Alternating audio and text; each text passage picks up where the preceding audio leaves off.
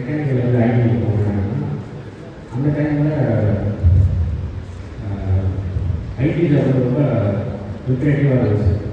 நல்ல சேலரி, நல்ல பேக்கேஜ், நிறைய கற்றுக்கலாம். ப்ளஸ் வந்து மெக்கானிக்கல் அந்த டைமில் தெரியல எனக்கு அவ்வளோ ஆப்பர்ச்சுனிட்டி கம்மியாக தான் இருந்துச்சு. 2000 இப்போ முடிக்கும்போது பார்த்தீங்கன்னா அந்த Y2K ப்ராப்ளம் தான் பீக்கில் இருந்துச்சு. அதில் வந்து முடிக்கிறேன். இப்போ அதனால் ஐடியில் நிறைய ஆப்பர்ச்சுனிட்டி இருந்துச்சு. இப்போ எங்கள் அப்பா வச்சு நான் பேசுகிறேன் சொன்னார், நீ மெக்கானிக்கல் தேவை வந்து ஐடி போய் கிடையா, உனக்கு அது வந்து நல்லா செட் ஆகும். சரி ஓகே 6 months கோர்ஸ் பண்ணேன். கோர்ஸ் பண்ணனால எனக்கு வந்து டிசிஎஸில் ஜாப் கிடச்சிச்சு. ஸோ ஆல்மோஸ்ட் 24 years முடிவு பண்ணேன். அப்போது வந்து நான் டிசிஎஸ்லேருந்து போது எனக்கு கேட்டாங்க, ஏன் மெக்கானிக்கல் படிச்சுட்டு ஐடி வரீங்க, ஏன் மெக்கானிக்கல் இல்லை.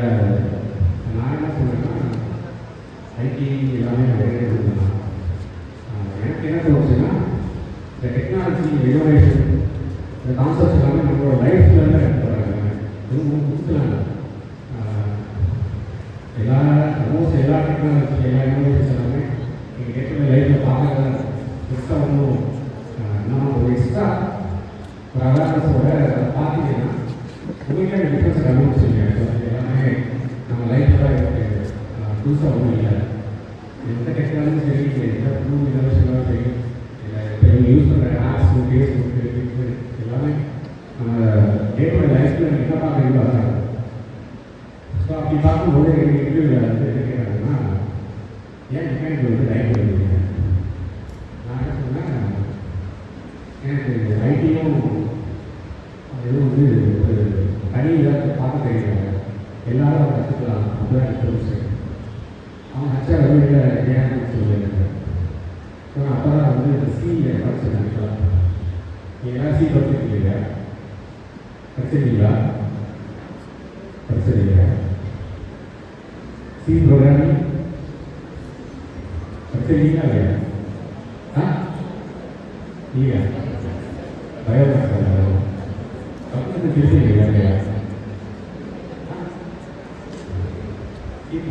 ஓகே, இதோ கான்செப்ட் படிச்சிருக்கீங்க ப்ரோக்ராமிங். ஸோ நான் அப்போ தான் சி படிச்சிருக்கேன். ஸோ சியில் வந்து ஆக்சுவலாக பார்த்தீங்கன்னா நான் என்ன அப்படி தான் எக்ஸ்பிளைன் பண்ணேன், ஐடியும் லைஃப்பும் பெரிய டிஃப்ரென்ஸ் இல்லை. ஸோ சியில் பார்த்தீங்கன்னா ஆக்சுவலாக நீங்கள் எல்லா ப்ரோக்ராமிங்லேயும் பார்த்தீங்கன்னா பெரிய டிஃப்ரென்ஸ் சொல்லுவீங்க. ஸோ அதை பார்த்தீங்கன்னா நம்மலாம் வந்து லோக்கல் வேரியபிள் ஓகேவா, நம்மளோட ஒரு பர்சன்ஸ் வந்து லோக்கல் நம்மளோட வந்து எல்லாமே இல்லை. ஒரு சிலர்லாம் பார்த்தீங்கன்னா ஸ்டாட்டிக் வேரியபிள்ஸ், லோக்கல் வேரியபிள்ஸ் மாதிரி இருப்பாங்க. ஸோ பொலிட்டிஷியன்ஸ் இந்த அந்த மாதிரிலாம் இருக்கும். லோக்கல் அவங்களோட வேல்யூ தான். ஸோ அது வந்து நம்ம லைஃப் வளர்ந்து ஃபஸ்ட்டில் பார்த்தீங்கன்னா ஃபங்க்ஷன்ஸ், ஸ்ட்ரக்சர்ஸ் அதெல்லாம் வந்து எப்படின்னா நம்ம வேலை ஆர்கனைசேஷன் இருக்கும் கரெக்டாக. ஒவ்வொரு ஆர்கனைசேஷன்லேயும் நீங்கள் ஒரு இன்புட் எவ்வளோ கொடுக்குறீங்க, அவங்க அவங்களுக்கு எவ்வளோ செய்து தராங்க. ஆர்கனைசேஷன் ஒரு கம்பெனி, ஒரு சர்வீஸ் ப்ரொவைடர். ஸோ அதெல்லாம் தான் ஸ்டீலில் வந்து ஃபங்க்ஷன்ஸ் இருக்குது. அப்புறம் ஸ்டீலில் வந்து ஸ்ட்ரக்சர்ஸ் இருக்கும் கரெக்டாக. ஸோ ஸ்ட்ரக்சர்ஸ் வந்து பார்த்தீங்கன்னா நம்ம ஃபேமிலி இருக்குது, அதனால ஸ்ட்ரக்சர் இருக்குது. அப்புறம் ஸ்டீலில் பாயிண்டர்ஸ் இருக்குது. ஸோ பாயிண்டர்ஸ்லாம் பார்த்தீங்கன்னா ஒரு அப்போ உங்களோட அடுத்த வேரியபிளோட ஒரு மெமரி அக்சஸ் பண்ணுவாங்க, போய் அதை வேல்யூ பண்ணணும். ரியல் லைஃப்பில் பார்த்தீங்கன்னா நிறைய பேர் வந்து அடுத்தவங்களோட மைண்டை இன்ஃப்ளூயன்ஸ் பண்ணி அவங்க கேரக்டர் சேஞ்ச் பண்ணுற அளவுக்கு இன்ஃப்ளூயன்ஸ் இருக்குது. ஸோ நான் இந்த மாதிரி தான் நான் சிஏ பார்த்தேன். ஸோ சிஏ வந்து யாரும் படிக்கலாம், இது வந்து ஐடி பர்சன் தான் படிக்கணும், கம்ப்யூட்டர்ஸ் பர்சன் தான் படிக்கணும் அப்படிலாம் கிடையாது. எதை படித்தாலும் ஒரு பேசிக் கான்செப்டை புரிஞ்சுக்கிட்டீங்கன்னா அது யாரும் படிக்கலாம். நீங்கள் வந்து பிஇ வேணாம், சிஎஸ் போகணும், இல்லை சிஎஸ்சி படிச்சவங்க போகணும். நீங்கள் என்ன படிக்கிறீங்களோ அந்த கான்செப்டை வந்து கிளியராக படிக்கணும். அதுதான் நான் சொல்ல வரேன். ஸோ நான் வந்து படிக்கும்போது அந்த சிஏ வந்து என்னோட ரியல் லைஃப்பில் என்ன நடக்குதோ அதை மாதிரி நான் பார்த்தேன். அதை பார்த்தனால தான் எனக்கு என்ன போச்சு, ஐடி எதுவுமே வந்து டிஃப்ரென்ஸ் இல்லை அப்படின்னு தோணுச்சு. ஸோ அந்த ஒரு பாயிண்ட் தான் எனக்கு எங்கேயோ கிளியர் பண்ணிச்சு. ப்ளஸ் வந்து நான் டெக்னிக்கலாக படிச்சிருக்கேன். ஸோ நான் ஏதாவது படித்தேன்னா அந்த கான்செப்ட் கிளியராக படிக்கலாம். ஸோ அதுதான் நான் இங்கே சொல்ல வருவேன். நீங்கள் என்ன படிக்கிறீங்களோ அந்த கான்செப்டை ரொம்ப கிளியராக படிங்க, புரியணும். சிலருக்கு வந்து கான்செப்ட் படிக்கணும், சிலருக்கு வந்து மகா பாடணும். ஸோ நிறைய டைப் ஆஃப் பீப்புள் இருக்கீங்க. ஸோ அது வந்து ஐடென்டிஃபை பண்ணுங்க.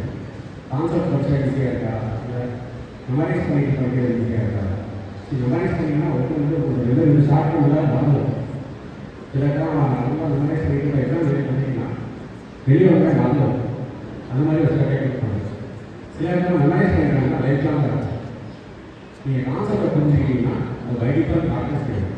ஸோ நான் இன்டர்வியூ அட்டன் வந்து ஆல்மோஸ்ட் 20 இயர்ஸ் முன்னாடி. ஸோ அதெல்லாம் இன்னும் எக்ஸ்ட்ரா ஞாபகம் வச்சுருந்தீங்கன்னா எனக்கு என்னோட கான்செப்ட் வந்து கிளியராக புரிஞ்சிச்சு. ஸோ மெயினாக நான் சஜஸ்ட் பண்ணுவேன், நாளைக்கு எந்த டிபார்ட்மெண்ட்டாலும் இருக்குது, நீங்கள் என்னென்னா போகிறீங்க ஆனால் கான்செப்ட் வந்து கிளியராக புரிஞ்சுக்கணும். இல்லை கான்செப்ட் புரியல, அட்லீஸ்ட் மெமரைஸ் பண்ணுற நிறைய டெக்னிக்ஸ் இருக்குது ஆக்சுவலாக. ஸோ அந்த மெமரைஸ் பண்ணுற டெக்னிக்ஸ் யூஸ் பண்ணுங்க, நல்லா படிங்க. ப்ளஸ் வந்து எல்லாம் இம்பேக்ட் பண்ணிக்கணும். மொபைலு இந்த மாதிரி ஆன்லைன் கேமிங் அதெல்லாம் வந்து ஃபிசிக்கல் ஆக்டிவிட்டிஸ் நம்ம ஸ்டூடெண்ட்ஸ் எல்லாரும் இம்பேக்ட் பண்ணுது. ஸோ அதெல்லாம் நிறையா பண்ணணும். நிறைய லேட்டஸ்ட் டெக்னாலஜி தான் வருது.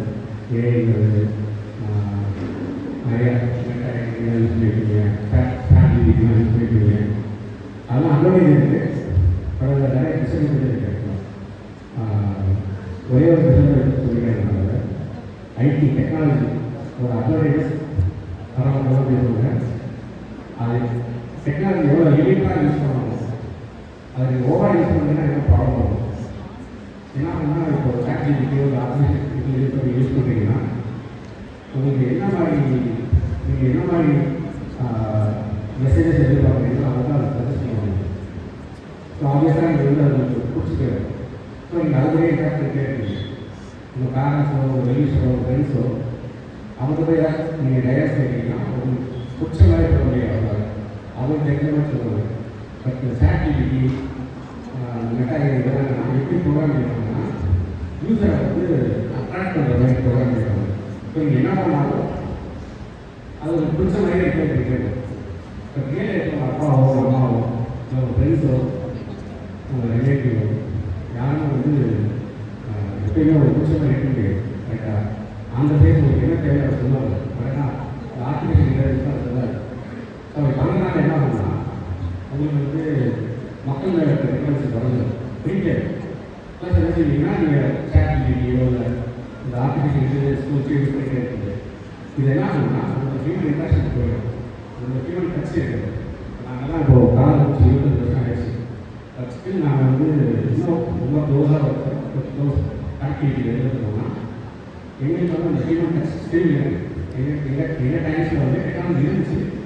இந்த மாதிரி லேட்டஸ்ட் டெக்னாலஜியில் அதோட இம்பாக்ட்ஸ் வந்து ஸோ இப்போ உங்கள் ஜென்ரேஷனில் பார்த்தீங்கன்னா ஏஐ தான் இப்போ இம்பார்ட்டன்ட் ஆகுது.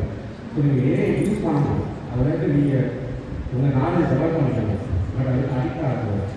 அடிக்ட் ஆகுதுன்னா என்ன சொன்னால் அது ஒரு ஹியூமன் டச் நீங்கள் இன்ட்ராக்ட் பண்ணுறீங்க இல்லையா, அது வந்து கம்ப்ளீட்டாக கம்மியாகிடும்.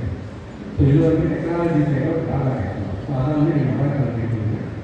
ப்ளஸ் வந்து இப்போது ஐடி இண்டஸ்ட்ரி எடுத்துக்கிட்டிங்கன்னா எப்படி நீங்கள் கேரியர் பாஸ் பண்ணிக்கலாம், எங்கள் பேட்சில் ஸ்டூடெண்ட்ஸ் எங்கள் பேட்ச் பசங்க என்ன பண்ணுறாங்க, இந்த காலேஜில் படித்தவங்க எவ்வளோ சக்ஸஸ்ஃபுல்லாக முன்னேறிட்டாங்க.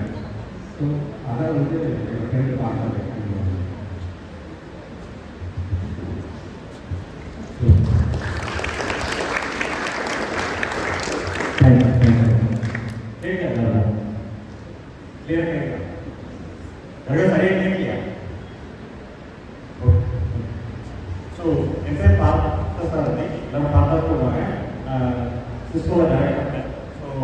I would like to thank Vasanthi Madam, Sudhanji Madam and all the staff for inviting us. எங்களை கூப்பிட்டதுக்கு ரொம்ப தேங்க்ஸ்.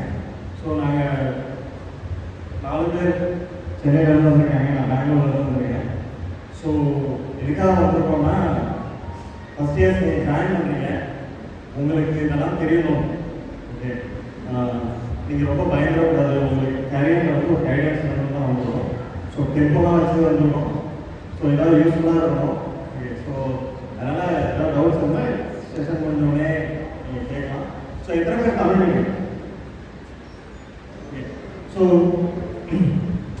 ஓகே, தமிழ் மீடியம் ரொம்ப பயப்படுறாங்க. ஸோ ஸோ நான் 25 வருஷத்துக்கு மேலே நான் காலேஜில் முடித்தேன். நான் முடிக்கிறப்ப இதை நான் சொல்லுவேன், நான் நினைச்சு கூட பார்த்தது கிடையாது. என்னால் இப்போ ஸ்டேஜில் வந்து நிற்கிறப்போ ஃப்ளூயண்டாக தமிழில் பேச முடியாது, எனக்கு ஃப்ளூயண்டாக இங்கிலீஷும் வரும். ஓகே, ஸோ அதனால் பயப்படாதீங்க, கான்ஃபிடென்ட்டாக இருங்க.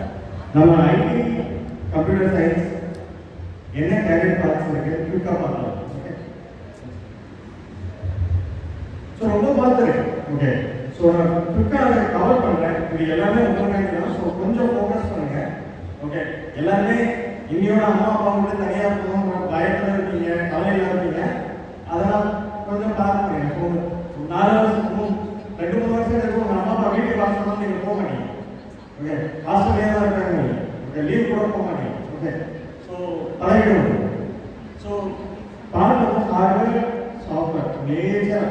ஓகே, ஹார்ட்வேரில் வந்து என்னன்னா ஸோ இப்போ நீங்கள் டிசிபி அசி இதெல்லாம் பெரிய ஏரியா, ஒவ்வொன்றுமே பெரிய ஏரியா. ஸோ அந்த ஏரியாவில் எக்ஸ்பர்டைஸ் இருந்ததுன்னா ஹார்ட்வேர் சைட் போகும். ஓகே, ஸோ தென் ஹார்ட்வேர்லேயே எம்பெடட் சைட் இருக்கு. ஸோ எம்பெடட்ல வந்து நெட்வொர்க்கிங், ஸோ நான் சிஸ்டம் ஒர்க் பண்ணுறேன். ஸோ இங்கே வந்து full about networking, operating systems, embedded operation